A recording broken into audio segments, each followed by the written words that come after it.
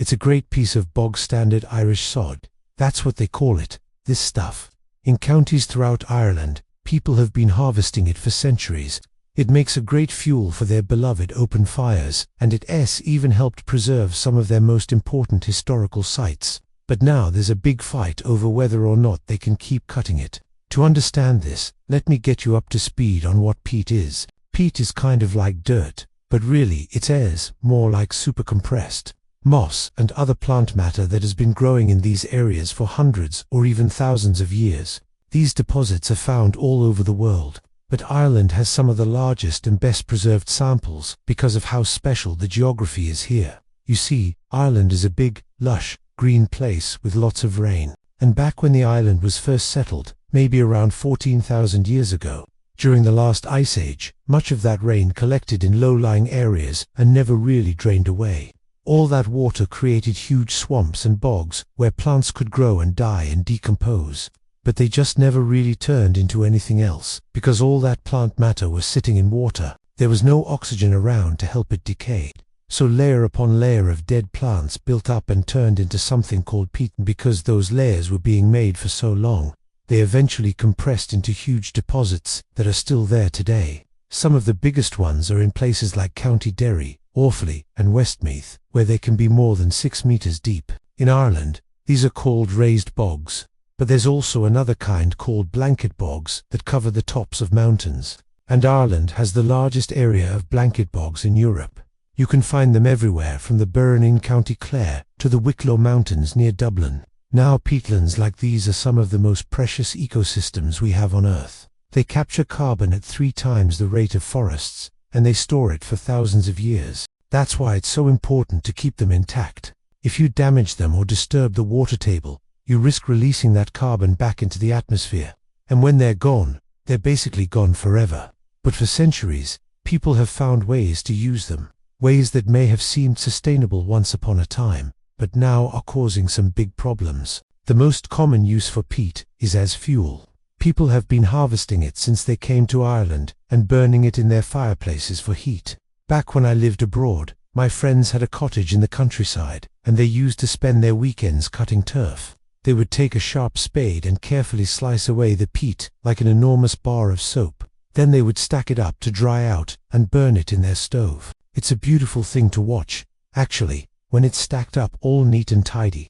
These days, though, it's illegal to cut peat for domestic use. The Irish government banned it after joining the European Union. You see, before Ireland joined the EU, they did things a little differently. They were allowed to cut their own turf, burn it in their stoves, and even sell it as fuel. The problem was, as more people started buying turf as a fuel source, the supply started to dwindle, and in some places, entire bogs were being stripped bare in a matter of years.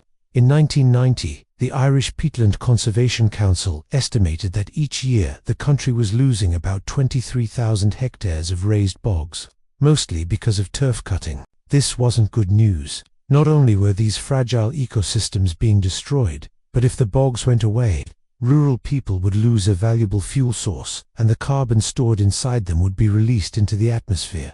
So the government stepped in and passed a law to stop people from cutting turf. This was meant to be a temporary ban while they worked out a solution. They created a state-run company called Bord na Móna, which bought up all the private peat companies and began selling peat briquettes instead. It was a win-win, right? The government promised that everyone would get their peat and no one would lose their jobs. But that didn't happen.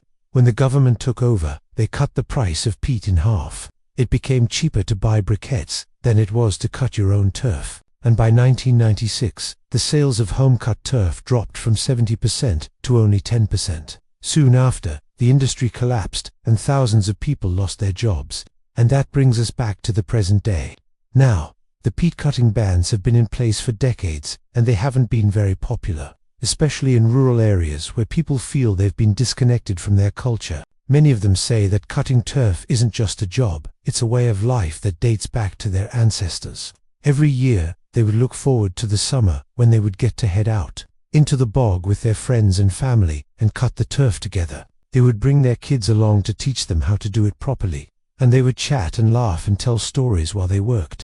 But nowadays, when they go out to the bog, They only get to take away a few handfuls of peat in buckets. The rest of it they must leave behind untouched. And that has led to a lot of frustration and anger, which is why when the European Union proposed a new law to ban the sale of peat briquettes, too, people got really angry. The new law says that by 2030, all peat and peat products will be banned across the EU. Ireland is supposed to enforce it, but they don't want to. Their government understands how important this issue is to their people, and they know that banning peat entirely will hurt the rural economy. So they are fighting back against the EU to try to keep peat legal. Meanwhile, the people of Ireland are being left in the middle. Many of them hate the EU for trying to take away their peat. At the same time, many of them are embarrassed that their government has done so little to protect their bogs. When the government took over the peat industry, they promised that they would restore the bogs, but instead, they found that making bricks out of peat was more profitable than restoring the bogs, so they broke their promise. Today, Ireland's peatlands are in terrible shape. In 1990, they covered almost 22% of the country. Today, they cover less than 10%. This is a tough situation for Ireland. On one hand, they need to protect their precious peatlands and do their part to tackle climate change. On the other hand, they need to protect their culture and make sure their people are happy. It's a hard balance to strike, but it's one they will have to strike soon, because by 2030, the EU's ban on peat will come into effect, and then the Irish government will have to decide whether or not to lift the domestic ban as well. What do you think? Should Ireland stick with the EU, or should they fight for their turf? Let me know in the comments below. Also, be sure to check out my podcast. Thanks for watching, and I'll see you next time.